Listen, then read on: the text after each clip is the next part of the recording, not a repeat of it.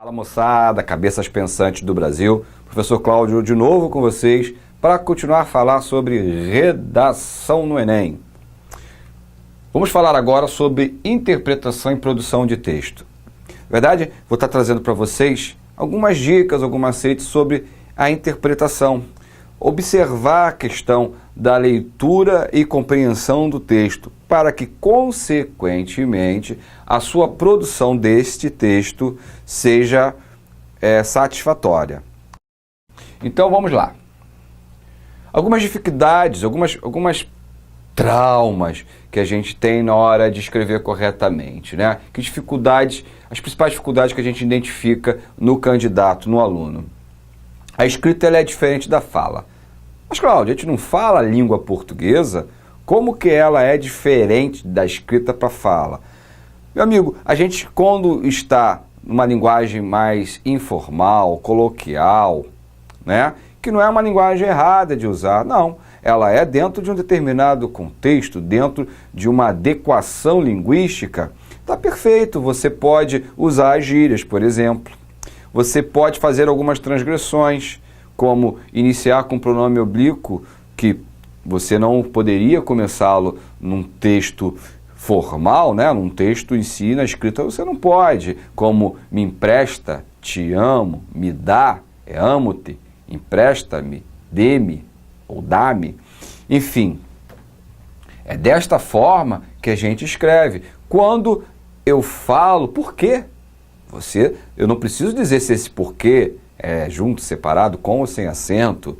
Quando eu digo que fui à escola, não tem que dizer, ó, esse A tem acento grave, indicador de crase. Não, mas quando eu escrevo, sim, preciso. Então isso é o dificultador, né? Eu digo que vou comprar 1 quilo de berinjela. Maravilha. Essa berinjela é com G ou com J. Na hora da fala eu não preciso exemplificar. Então, a escrita ela é diferente da fala nesses aspectos. A fala ela é mais solta, então isso é um facilitador na hora da oralidade, mas na hora da escrita é um dificultador, porque eu não posso trazer isso. Além de todas as expressões, né? Quando eu falo, eu dou uma entonação, eu tenho as expressões faciais e todas as expressões corporais como ferramentas de exclamação, de interrogação, de insatisfação, enfim, lá no texto eu preciso marcar, eu preciso usar a pontuação, os pontos, as vírgulas, enfim, tudo de maneira correta para fazer as pausas longas, não longas, as exclamações, as perguntas. Então olha quanta diferença eu tenho, quantos dificultadores eu tenho para língua escrita que eu não tenho na língua falada, certo? Então esse é uma dificuldade de escrever. A gramática normativa, ela determina regras e normas a serem seguidas. É um pouco que eu já falei, né? Se você tem um acento indicador de crase, você tem todas as regras sintáticas, as concordâncias, as regências verbais. Eu não vou no banheiro, eu vou ao banheiro. Então isso tudo dentro não que seja correto falar vou no banheiro, mas informalmente, vou lá no banheiro. Isso passa, né, gente? Vai embora. Mas na hora de escrever não passa de jeito nenhum. Sobretudo na redação do Enem, que é um texto formal. Transcrever o discurso ou pensamento. Isso é uma dificuldade. Quem nunca passou por uma situação, eu já passei. Até mesmo numa prova, não necessariamente uma redação, está lá a questão, a prova de geografia. Não sei o que lá, né?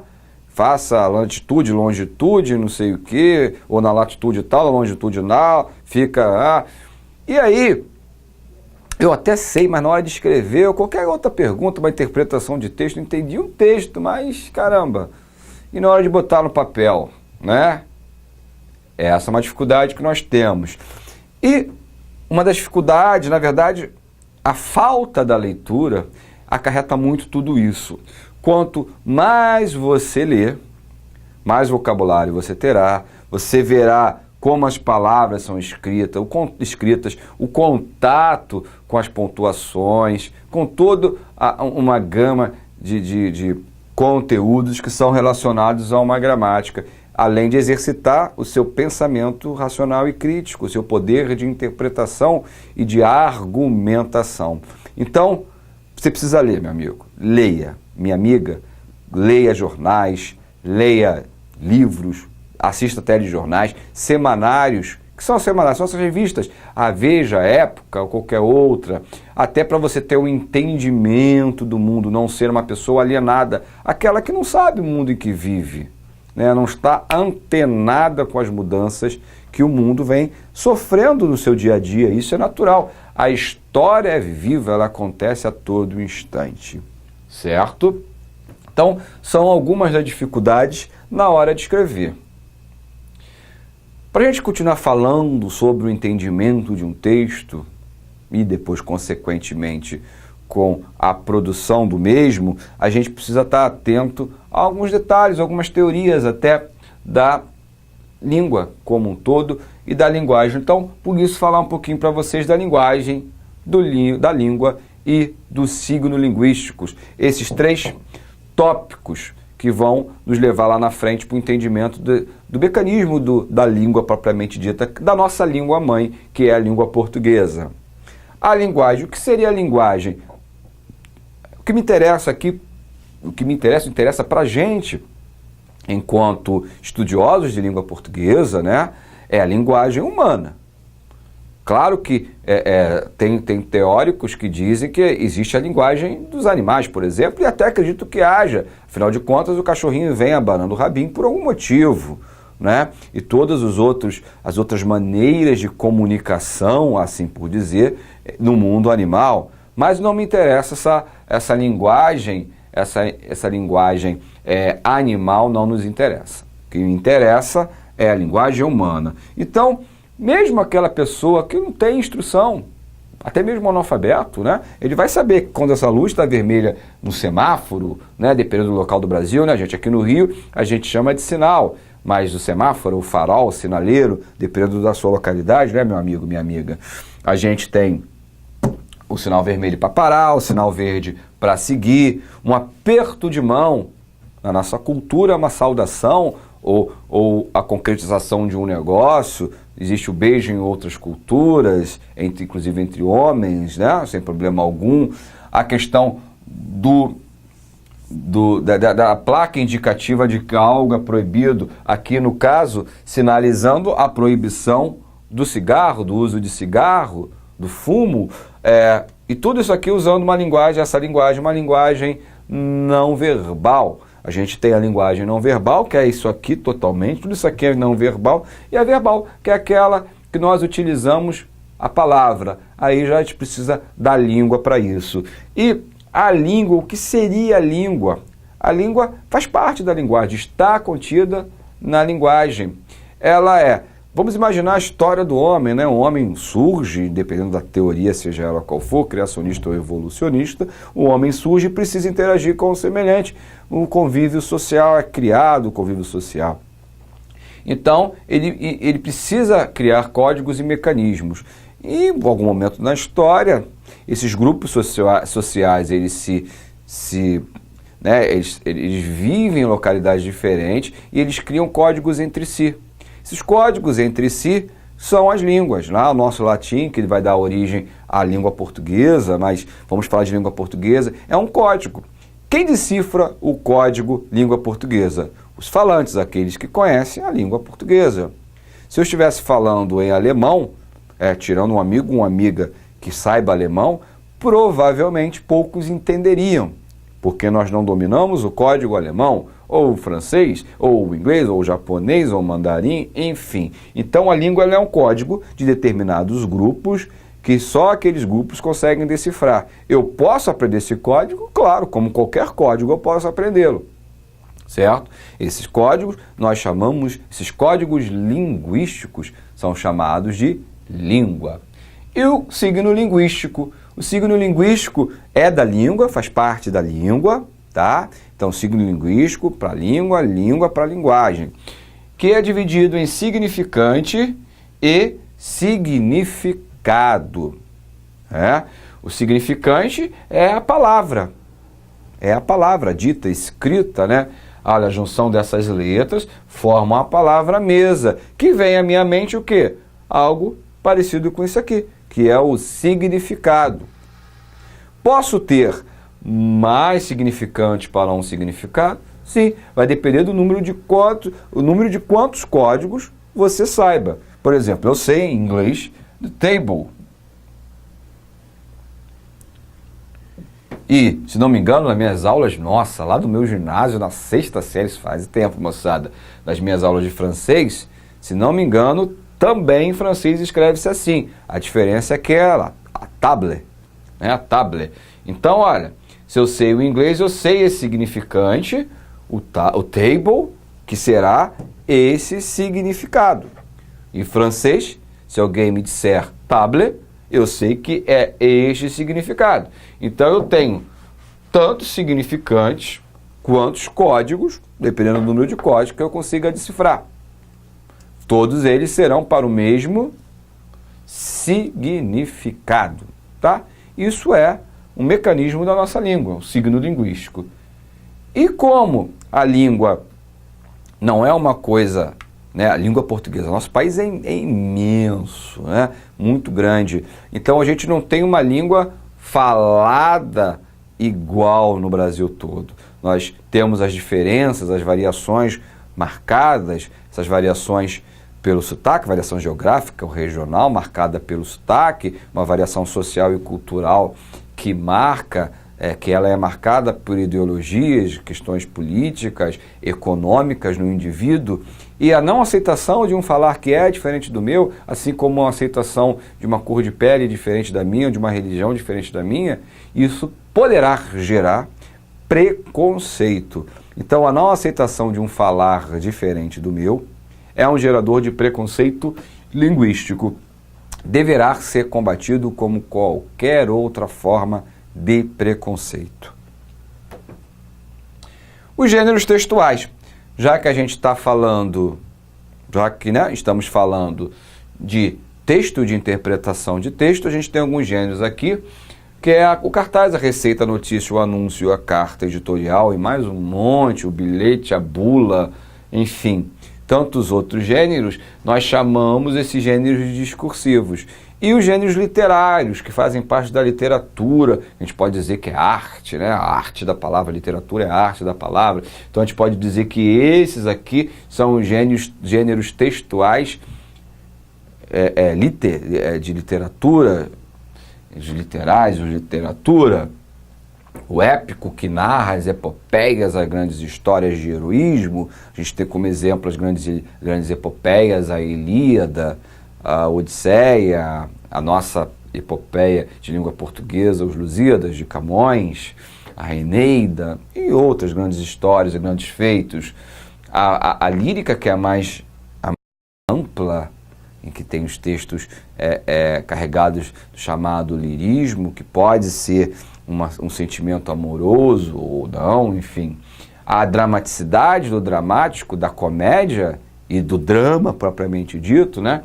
Então, são os três textos literários, né? Os três gêneros de textos literários. Importante saber, a gente já começou a ver a diferença entre um e o outro para um entendimento de qual o objetivo da mensagem, né? Então é importante sabê-los, pelo menos um pouquinho de cada um deles. O contexto. Gente, isso para prova objetiva também é fundamental o entendimento de um contexto, tá? É a relação entre o texto e a situação em que ele ocorre dentro do texto. É o conjunto de circunstâncias em que se produz a mensagem que se deseja emitir, lugar e tempo, cultura do emissor e do receptor, e etc. É que permitem sua correta compreensão. Eu só tenho como compreender corretamente um texto se sei e se entendo o contexto ao qual ele foi escrito. Por isso que você, meu amigo, minha amiga, nas aulas de literatura, leia o contexto histórico. Como é que você vai saber por que o camarada escreve daquela maneira, de uma maneira depressiva ou de uma maneira extremamente amorosa, com questionamentos espirituais, se você não entende, se você não sabe o contexto, a sociedade que ele vive naquela época, o que está acontecendo? Está acontecendo uma guerra, por isso que esse cara só fala em morte e em armamento bélico dentro do poema dele. Está se vivendo uma reforma religiosa, uma contra-reforma. Por isso que a espiritualidade está presente ali. Então, tudo isso aqui é o contexto em que é escrito. Por isso a importância da leitura de revistas, de jornais, porque você saber, você não ser alienado, sabe? Isso aqui foi escrito, você vai lá no rodapé do texto e vê, foi escrito em determinada data, por determinada pessoa, foi divulgado numa revista, por exemplo, super interessante. Então, isso aqui é um artigo científico, né, de divulgação científica. Então, tudo isso é fundamental. Esse contexto ele é fundamental para a compreensão do texto. A importância da leitura. Depois de falar tudo isso, já ficou bem claro que a leitura ela é fundamental para a compreensão de um texto, né? Assim, o exercício da leitura, para você ter uma boa compreensão e entendimento do texto, você pega um texto, já vai, quanto mais você lê, mais rápido você interpreta, com mais agilidade, com melhor compreensão, com melhor qualidade. A prática da leitura se faz presente em nossas vidas desde o momento em que começamos a compreender o mundo à nossa volta. Nós lemos todo instante, interpretamos. Quando uma pessoa fala conosco, eu estou interpretando o que ela está dizendo. A gente vê que a minha interpretação não é boa, quando as pessoas falam comigo, eu demoro a entender, eu tenho uma dificuldade de entender as pessoas. Isso pode ser uma falta de leitura sua, o que você não tem esse exercício de compreensão do mundo que te cerca. No constante desejo de decifrar e interpretar o sentido das coisas que nos cercam, de perceber o mundo sob diversas perspectivas, de relacionar a realidade ficcional com o que vivemos, no contato com o livro, enfim, em todos esses casos estamos, de certa forma, lendo, embora muitas vezes não nos damos conta disso. Como eu disse, a gente está fazendo as coisas, a gente não se percebe que a gente está interpretando, que a gente está fazendo o exercício de interpretação, né? Então, é fundamental para um crescimento. Cláudio, o que é mais importante para a prova do Enem? Leitura, literatura. Quanto mais você lê, e dá tempo, nunca é tarde, quanto mais você lê, mais facilidade de entendimento de todas as áreas, não é só a língua portuguesa não, tá? Será maior. A atividade de leitura não corresponde a uma simples decodificação de símbolos, mas significa, de fato, interpretar e compreender o que se lê. Lembra de decodificar o símbolo? Que símbolo é esse? A língua portuguesa. Os símbolos são as letras, os fonemas. Não é só decodificar a mesa está cheia. O que significa a mesa estar cheia naquele contexto? Não é só a decodificação do código língua portuguesa.